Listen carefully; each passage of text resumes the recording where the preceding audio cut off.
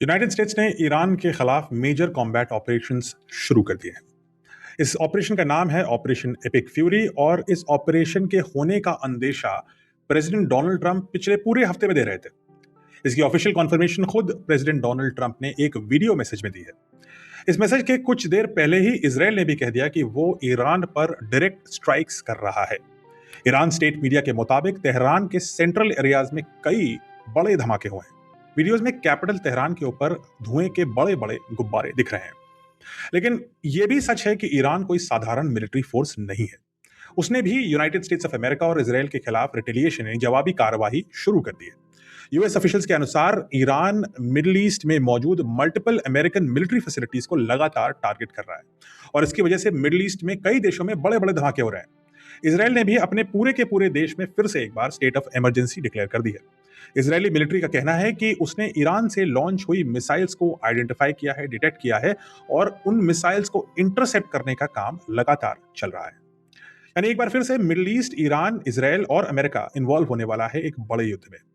सवाल अब ये नहीं बचा कि कॉन्फ्लिक्ट शुरू होगी या नहीं होगी, वो तो पिछले हफ्ते का सवाल था। अब सवाल यह है कि वॉर तो शुरू हो चुका है, लेकिन ये वॉर कितनी दूर तक जाएगा? और शायद इसका जवाब पिछले कुछ हफ्तों में यूनाइटेड स्टेट्स की मूवमेंट में छुपा हुआ है और आज हम उस मूवमेंट को एक मिलिट्री एंगल से, एक मिलिट्री एनालिस्ट की तरह से समझने की कोशिश करेंगे। ईरान के चारों ओर जिस तरीके से अमेरिकन मिलिट्री पावर को रिपोजिशन किया गया है, वो एक संकेत तो साफ देती है कि मिडिल ईस्ट एक बार फिर से एक हाई रिस्क फेज में प्रवेश कर चुका है और ऐसा पिछले 6 महीने में दूसरी बार होने वाला है। खुद प्रेसिडेंट डोनाल्ड ट्रंप ने इसे एक शब्द में डिस्क्राइब किया था। उन्होंने बोला, यूनाइटेड स्टेट्स अपनी अर्माडा वहां भेज रही है। अब इस अर्माडा शब्द के प्रयोग को समझने के लिए इस मैप को ध्यान से देखते हैं, एक एक चीज को इसमें समझते हैं। ये सारी की सारी अमेरिका की मिलिट्री पोजीशनिंग हम लोग यहाँ पे एनालाइज कर देंगे। तो यह है ईरान, एक बड़ा देश है, इस रीजन के सबसे बड़े देशों में से एक, तेल संपन्न है, एक पुरानी सभ्यता है। और ये मैप ईरान के आसपास अमेरिका के मिलिट्री एसेट्स की पोजीशनिंग को दिखाता है। एयरक्राफ्ट कहाँ है, नेवी शिप्स कहाँ है और फॉरवर्ड बेसिस किधर है। सबसे पहले हम फोकस करते हैं इस मैप में जो मौजूद हैं नीली डॉट्स यानी ब्लू डॉट्स पर। ये blue dots US air assets की फॉरवर्ड डिप्लॉयमेंट को दिखाती हैं, यानी कि फॉरवर्ड पोजीशनिंग ऑफ अमेरिका की एयरफोर्स। ये दिखाती हैं कि कौन से एयरक्राफ्ट कहां से ऑपरेट कर रहे हैं और ईरान के वो कितने करीब हैं। इन एयरक्राफ्ट का मकसद सिर्फ बॉम्बिंग ही नहीं है, यानी कोई लिमिटेड स्ट्राइक तो ये लगती नहीं है कि एक आध जगह टारगेट करके बॉम्ब धमाका करके, बॉम्बिंग करके, टारगेटेड सर्जिकल स्ट्राइक करके निकल गए। ऐसा नहीं लगता, क्योंकि यहां पर इन नीली डॉट्स में सिर्फ बॉम्बर्स ही नहीं है। इन सारे एयरक्राफ्ट की पोजीशनिंग को देखें, इनकी कंपोजिशन को देखें तो ऐसा लगता है कि इनका काम है देखना, सुनना, जैम करना और पूरे बैटलफील्ड को एक आधुनिक वॉरफेयर की टेक्नोलॉजी यूज करते हुए कोऑर्डिनेट करना। सबसे दूर से शुरू करते हैं और ग्रीस की तरफ चलते हैं। ग्रीस के क्रीट आइलैंड पर यहां पर उड़ रहा है अमेरिका का RC-135V रिकॉन एयरक्राफ्ट, यानी एक जासूसी एयरक्राफ्ट है। रिकॉन मतलब जासूसी एयरक्राफ्ट, यानी ये पूरा एरिया इस एयरक्राफ्ट की सर्वेलेंस में आता है। ये है eastern Mediterranean area, middle east का एरिया, और इन एरियाज में अगर कोई भी सिग्नल इंटेलिजेंस कलेक्ट करनी होगी तो ग्रीस के क्रीट पे आइलैंड पे मौजूद अमेरिका का RC-135 ये काम करेगा। रेडार्स, कम्युनिकेशन और मिसाइल एक्टिविटी, इन सब पर पैनी निगाह रखेगा। मतलब ईरान के आसपास इलेक्ट्रॉनिक स्पेस में जो कुछ भी हो रहा है, अमेरिका उसे रियल टाइम में देख सकता है और तुरंत रिएक्ट कर सकता है। थोड़ा सा साउथवर्ड्स जाते हैं, नीचे की तरफ जाते हैं और जाते हैं जॉर्डन के अजराक एयरबेस में। ये इस पूरे एयर बिल्डअप का शायद सबसे क्रिटिकल नोड बन चुका है। यहां पर डिप्लॉय हैं F-15 ईगल्स 36 और 30 F-35 स्टेल्थ फाइटर्स, यानी 60 से अधिक मॉडर्न जेट्स यहां पर मौजूद हैं। ये modern jets deep strike, air superiority दोनों एक साथ दे सकते हैं। F-35 हमें पता है कि अमेरिका का सबसे एडवांस फाइटर जेट है, मल्टी रोल फाइटर है। F-15 एक एयर सुपीरियरिटी फाइटर है जो हवा से हवा की जो वॉरफेयर होगी उसके लिए बहुत ही पर्याप्त है। इन सबके साथ इसी बेस पर मौजूद है EA-18G ग्राउलर।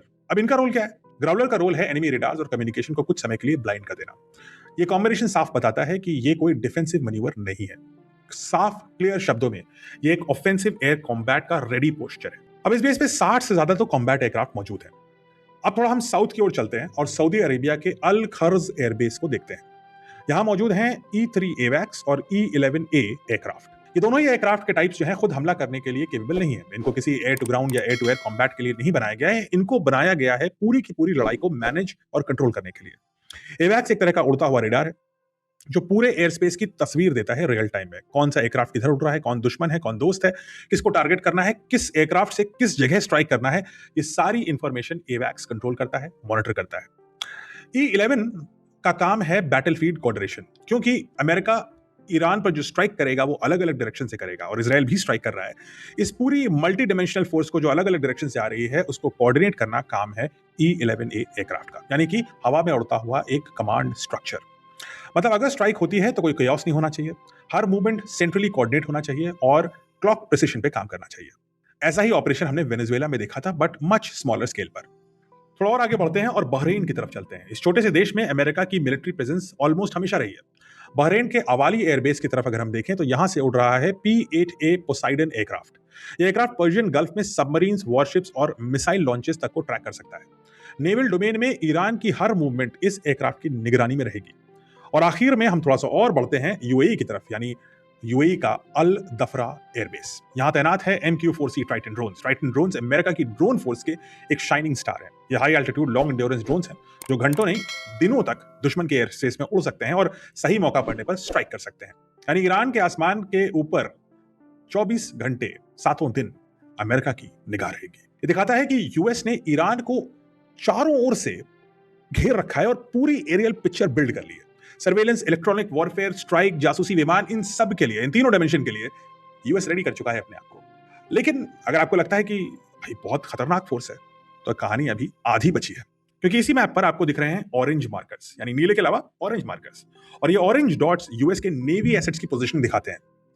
और यहां से मिडिल ईस्ट पर दबाव सबसे ज्यादा है, क्योंकि एयर पावर हमले और निगरानी का काम करती है, लेकिन नेवी पावर पूरे क्षेत्र पर नियंत्रण बनाने का काम करती है। तो सबसे पहले शुरू करते हैं रेड सी से। यहां डिप्लॉय किए गए हैं यूएसए के मॉडर्न डिस्ट्रॉयर क्लास के शिप्स।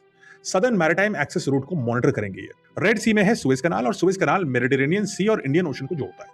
और अगर यहां थोड़ी सी भी इंस्टेबिलिटी या डर का माहौल आता है और शिप्स की जो आवाजाही है, जो जा रही हैं मर्चेंट शिप्स, वो रुकती हैं, तो पूरे के पूरे ग्लोबल शिपिंग और एनर्जी सप्लाई पर एक भारी संकट बन रहेगा और दुनिया में एक आर्थिक क्राइसिस आ सकती है। यहां पर यूनाइटेड स्टेट्स नेवी की भारी प्रेजेंस एक बात का संकेत देती है कि कुछ भी हो, अमेरिका इस पूरे वॉर के दौरान वर्ल्ड इकोनॉमी में कोई भी डिसरप्शन अलाउ नहीं करेगा। थोड़ा आगे बढ़ते हैं और देखते हैं पर्शियन गल्फ में क्या हो रहा है।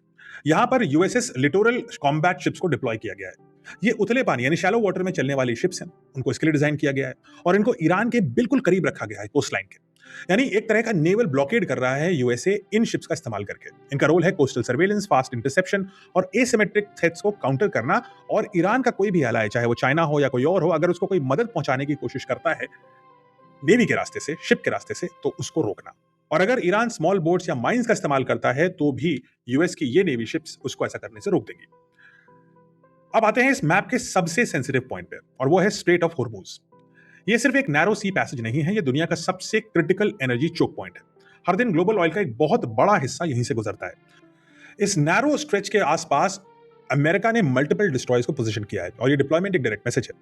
अगर ईरान स्ट्रेट ऑफ हॉर्मुज को वेपनाइज करने की कोशिश करती है या वहां से ट्रेड रोकने की कोशिश करती है, तो अमेरिका उसको एक करारा जवाब देगा। अब मैप के थोड़ा सा साउथ की तरफ चलते हैं और जाते हैं Arabian sea, in fact northern part of the Arabian sea. और यहां पर डिप्लॉयड है अमेरिका का USS Abraham Lincoln carrier strike group. Aircraft carrier सिर्फ एक शिप नहीं होती, इनफैक्ट एक बड़े शिप का कलेक्शन होती है, और इसी को ट्रंप ने अर्माडा बोला था। ये एक तरह का मूविंग एयरबेस होता है और इसके साथ guided missile destroyers, air defence systems और इलेक्ट्रॉनिक वॉरफेयर के प्लेटफॉर्म्स एक साथ चलते हैं। जो मेन कैरियर होता है उसको आप फ्लोटिंग एयरबेस जैसा मान सकते हैं, और इस कैरियर पर मौजूद हैं F-35 एयरक्राफ्ट्स। ईरान के दर्जनों स्ट्रेटेजिक टारगेट्स इस कैरियर की एग्जैक्ट स्ट्राइक रेंज में हैं। इंटरेस्टिंग बात यह है कि अमेरिका बिना किसी लैंड बेस पे, बिना किसी और विदेशी शक्ति पे डिपेंड किए हुए बिना भी ईरान पर भरपूर स्ट्राइक और प्रेशर मेंटेन कर सकता है। लेकिन अभी इस पूरे डायमेंशन में एक और प्लेयर है, और वो है एक और कैरियर स्ट्राइक ग्रुप जो है यूएसए का शाइनिंग स्टार आप बोल सकते हैं उसे, और वो है यूएसएस जेरार्ड फोर्ड। वो भी इस रीजन की तरफ मूव कर रहा है। आपने ये भी सुना होगा कि जेरार्ड फोर्ड में थोड़ी सी प्रॉब्लम्स भी आई थी जिसकी वजह से डिलेज हुए, लेकिन इसमें कोई दो राय नहीं है कि ये यूएसए का सबसे एडवांस्ड एयरक्राफ्ट कैरियर है। मतलब गल्फ और अरेबियन सी में अब यूएस के पास एक नहीं, दो पूरे भरपूर कैरियर स्ट्राइक ग्रुप्स होंगे। ये दिखाता है कि यूएसए सिर्फ रिस्पांस के लिए नहीं, एक सस्टेन्ड लॉन्ग टर्म ऑपरेशन के लिए भी तैयार है। अब इस पिक्चर का एक और बहुत ही बेहद अहम हिस्सा है, और वो है इजराइल। 24 फरवरी को यूनाइटेड स्टेट्स ने 11 F-22 stealth jets southern Israel के ओवडा एयरबेस में डिप्लॉय किए। F-22 कोई सामान्य जेट नहीं है, इसका रोल सिर्फ स्ट्राइक करना नहीं होता। F-22 का असली काम है एयर डोमिनेंस को इस्टेब्लिश करना। बेहद महंगा ये एयरक्राफ्ट है, स्टेल्थ केपेबल है, और यूनाइटेड स्टेट्स इसका भी इस्तेमाल करने को तैयार है। अगर कॉन्फ्लिक्ट बढ़ता है तो ये एयरक्राफ्ट सबसे पहले एनिमी एयर स्पेस को पूरी तरीके से अनकॉन्टेस्टेड बना देगा, यानी ईरान का कोई भी फाइटर जेट उसी के एयर स्पेस में उड़ने में नाकाम रहेगा, क्योंकि F-22 का खतरा उसके ऊपर मंडराएगा। ये डिप्लॉयमेंट ईरान के लिए एक बेहद साफ संकेत है। अगर एस्केलेशन होता है, अगर ये वॉर बढ़ता है, तो एयर स्पेस पर पूरा का पूरा कंट्रोल अमेरिका का ही होने वाला है। और अब आते हैं एक और क्रूशियल एलिमेंट पे, और वो है मिसाइल डिफेंस। इस बात में कोई डाउट नहीं है कि ईरान के पास वर्ल्ड की लीडिंग मिसाइल टेक्नोलॉजीज में से एक है। उसके पास सुपरसोनिक मिसाइल्स भी हैं, और यह भी अंदेशा है कि ईरान के पास हाइपरसोनिक मिसाइल्स भी मौजूद हैं। 2025 के मध्य में हुई लड़ाई में ईरान ने इजराइल के ऊपर जो मिसाइल अटैक्स किए थे, उससे यह तो तय हो गया था कि ईरान की मिसाइल टेक्नोलॉजी को एटलीस्ट हल्के में लेना would be a huge mistake. और इसीलिए इस बार यूएसए ने मिडिल ईस्ट रीजन में एडिशनल पेट्रियट और थार्ड सिस्टम्स को डिप्लॉय किया है। इन दोनों सिस्टम्स का काम यह है कि यूएस ट्रूप्स और बेसिस ईरान के शॉर्ट और मीडियम रेंज मिसाइल से पूरी तरीके से शील्डेड रहे। रीजन में ऑलरेडी लगभग 30 से 40 हजार यूएस के ग्राउंड ट्रूप्स मौजूद हैं। ये अलग अलग तरह के स्ट्राइक ग्रुप्स हैं, ये अलग अलग कैपेबिलिटी के सोल्जर्स हैं। यानी यूएस सिर्फ स्ट्राइक ऑप्शंस ही नहीं देख रहा है, सिर्फ एयर स्ट्राइक्स ही नहीं देख रहा है, वो रिटेलिएटरी स्ट्राइक्स के लिए भी खुद को सिक्योर बना चुका है, और अगर वक्त आया तो वो ग्राउंड इन्वेजन भी करने की स्थिति में है। इस पूरी पिक्चर को कंप्लीटली समझने के लिए एक और एलिमेंट, आखिरी एलिमेंट आपको जानना जरूरी है, और वो एक साइलेंट सा प्लेस है लेकिन बहुत ही स्ट्रेटेजिकली इंपॉर्टेंट, और वो जगह है डियागो गार्सिया। इंडियन ओशन में स्थित ये बेस फ्रंट लाइन पे दिखता नहीं है, बहुत छोटी सी जगह है, लेकिन इसकी इंपॉर्टेंस बहुत ज्यादा है।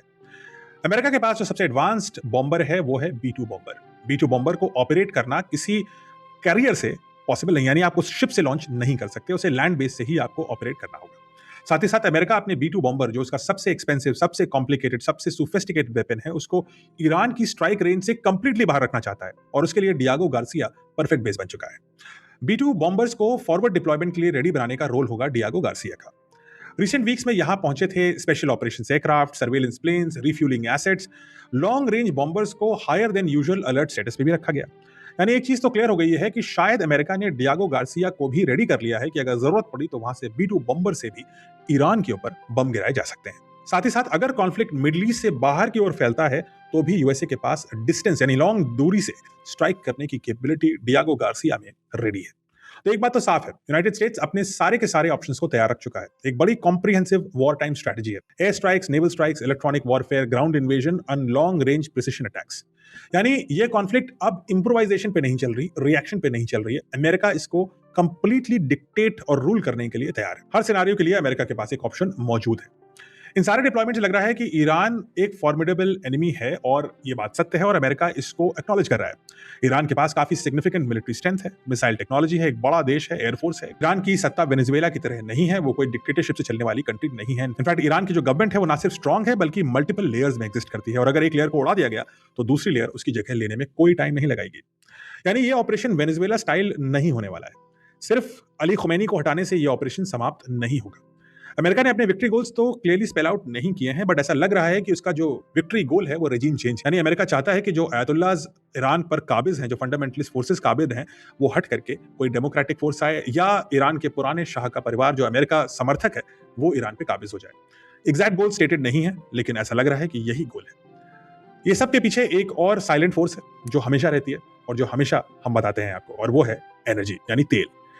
वेनेजुएला में अमेरिका का जो ऑपरेशन हुआ उसके बाद चाइना और वेनेजुएला में जो तेल का आयात निर्यात था वो पूरी तरीके से ठप हो गया, और चीन डिपेंडेंट हो गया ईरान के ऊपर अपनी एनर्जी नीड्स को पूरा करने के लिए। और अब अमेरिका जब ईरान के पीछे पड़ गया है तो चाइना के ऊपर एक अपनी एनर्जी सिक्योरिटी को मेंटेन करने का लंबा क्वेश्चन मार्क आ चुका है। इसका डायरेक्ट नतीजा पिछले कुछ दिनों में इस बात को देख करके मिला कि चाइना ने रशिया के साथ अपने ऑयल ट्रेड को और भी बढ़ा दिया है। यानी कि प्रत्यक्ष रूप से यहां पर इस पूरी लड़ाई का मकसद ईरान को न्यूक्लियर वेपन ना मिले ये हो सकता है, या ईरान की जो सत्ता है उसको हटाने का मकसद हो सकता है, लेकिन एक साइलेंट रीजन ये भी है कि ईरान की एनर्जी और तेल पर किसका कब्जा होगा, ये भी एक क्वेश्चन है जो इस वॉर से आंसर होगा। जैसे जैसे ये वॉर डेवलप होगा हम आपको कहानियां बताते रहेंगे इस वॉर की, कौन से हथियार इस्तेमाल हो रहे हैं, कहां हो रहे हैं, और कौन किधर किस पर दबाव डाल रहा है। जुड़े रहिए इस चैनल से। और अंत में जाने से पहले मैं आपसे कमेंट के लिए एक सवाल पूछता हूं, कमेंट्स बताइए मुझे इसका आंसर। आपको क्या लगता है, Iran versus US plus Israel की लड़ाई में अल्टीमेटली क्या ईरान की गवर्नमेंट टॉपल होगी? हाँ या ना में बताइए अपने इस विचारों को। और ये भी कि इस पूरी लड़ाई में भारत का पोजिशनिंग क्या होना चाहिए, ये भी कॉमेंट्स में बताइए।